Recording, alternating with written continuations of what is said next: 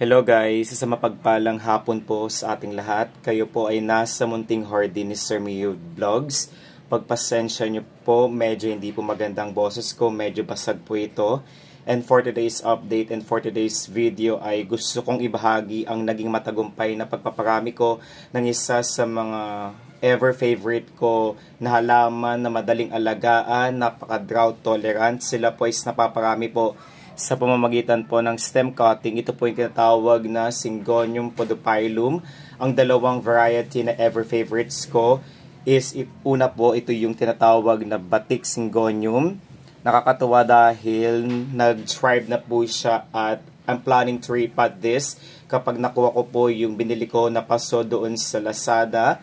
And yung second po, ito po yung tinatawag na Moonshine Syngonium na napakaganda rin po. Pinarami ko po siya sa pamamagitan din po ng stem cutting. Bakit nga ba nagpaparami ako ng ganitong halaman? Dahil ang ganitong halaman po na Syngoniums ay effective. They are responsible po sa paglilinis po ng hangin. Considered po sila as air filtering at air purifying plants. Kung kaya naman po, wag na po kayo mag-atubili, hindi po kayo magsisisi. Hindi po talaga kayo magsisisi kapag meron po kayong ganitong halaman sa inyong bahay. So saan nga ba dapat ilagay ang halaman na ito para humaltak ng kasaganahan, kaswertihan, at ang mga matutumal mga blessing po ay ating makukuha kapag meron ka neto, una po sa lahat sa harapan na pintuan ng inyong bahay. Dahil ito po magsisilbing shield protection sa mga taong gustong gumawa ng hindi maganda. Lalong-lalo na po yung evil eye, palipad hangin, kulam, sila po ang may kakayahan po para linisin at ma-wash out at ma-eliminate po ang energies na hindi maganda. Sila rin po is napaka-effective bilang lucky charmer. Yes po, lucky charms po ang mga halaman na ganito. Base na rin po sa Feng Shui at Vastu, kapag meron ka neto sa inyong bahay, sila po ang tutulong para po mabalance po ang both energies na hindi maganda at yung maganda. Kapag nabalance na po ang ganitong halaman, is mararamdaman nyo na po ang unti-unting pagpasok, yung mga matutumal na mga biyaya na siyang gusto nating mapunta, maranasan, ay unti-unting matutupad. Kapag meron kang ganitong halaman sa inyong bahay, sila rin po ay considered lucky magnet plant. Ibig sabihin po kapag meron ka nito, sila po ang tutulong para po haltakin ang siksik liglig na gumapaw ng mga blessing na siyang ipagpapasalamat natin everyday. At base na rin po sa experience simula po nung meron akong ganitong halaman ay hindi po ako makapaniwala sa napakaraming magagandang taglay sa Feng Shui, sa kaperahan, pananalapi, yung mga blessing na hindi ko mawari kung saan napupunta ay talagang sunod-sunod. At sabi nga nila kapag nagkaroon ka ng blessing sa inyong bahay, kahit maliit po yan or malaki, ay wag na wag pong makakalimot na magbahagi sa mga taong malapit sa ating puso, pamilya, kamag-anak, kaibigan, dahil yun po ang tumbukan.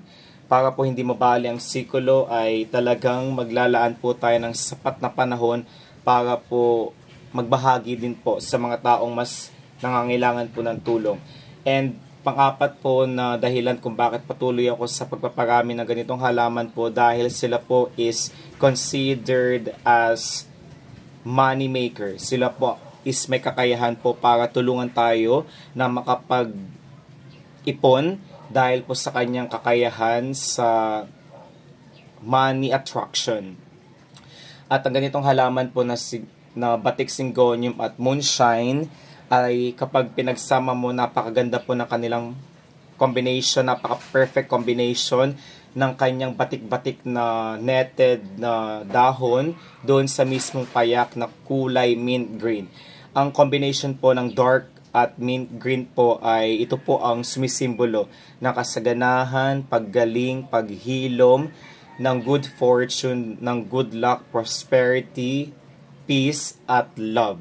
Kung kaya naman po, ang ganitong halaman po ay dapat din po siyang ilagay sa silid pahingahan dahil ito po ang nagpropromote ng isang magandang pagtulog At kapag nangyari na meron tayong maayos o nakumpleto po natin ang 8 or 10 oras ng pagtulog, ito pong tutulong sa atin para magampanan po natin ang ating trabaho ng matiwasay, ng maayos at ng kaaya-aya. And panglima po, kapag meron ka neto sa inyong bahay, lalong-lalo na sa dining table, sila pong tutulong para humaltak ng kasaganahan sa pagkain. Ang mga matutumal na mga blessing po ay napupunta sa atin dahil po minsan po may kailangan po tayong baguhin sa ating sarili, lalong-lalo na yung pag-aaway ng miyembro ng ating pamilya. Iwasan po natin yun dahil hindi po yun nakakatulong, nakakabuti. Kumbaga, imbis na makabuti po ang mga bagay na yun, is maglaan na lang po tayo ng ilaan po natin ang ating panahon sa paghahanap ng mga bagay para po mapagkakitaan, makahanap po tayo ng isang trabaho na tutulong sa atin para po makapagpundar ng mga kailangan po natin at upang mas lalo matupad at agaran pong ma-resolba ang pangangailangan ng bawat pamilya ay talagang magtutulungan po tayo. Hindi po natin iasa sa mga halaman dahil ang mga halaman po kagaya ng batik syngonium at moonshine syngonium, sila lamang po ang siyang tutulong para alisin ang mga negative thoughts, anxiety, yung mga vibrations na hindi maganda, bad omen. Sila po ang tutulong para po linisin ang hangin at i-convert ang mga not so good vibrations sa isang napaka-positibo, napakasagana, maaluwan na enerhiya na siyang tutulong sa atin para po ma-feel po natin at maramdaman po ang kasaganahan ng buhay. And take note na napaka-gandang ilipat na po siya dahil na rin po marami na po siyang nagsibulang mga ugat sa mismong pinakadulong tangkay. Tatanggalin po natin kung kaya po natin. Ayun po siya.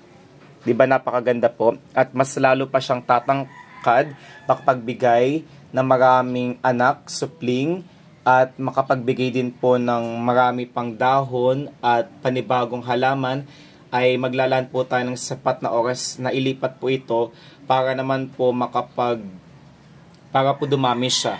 And see to it na kapag water propagation po, ang pagpapalit po sa tubig na ito is done every 5 to 7 days dahil pinamumugaran po ng lamok po ang tubig, kung kaya naman po dapat pong i-check at i-monitor po ang status ng kanyang tubig.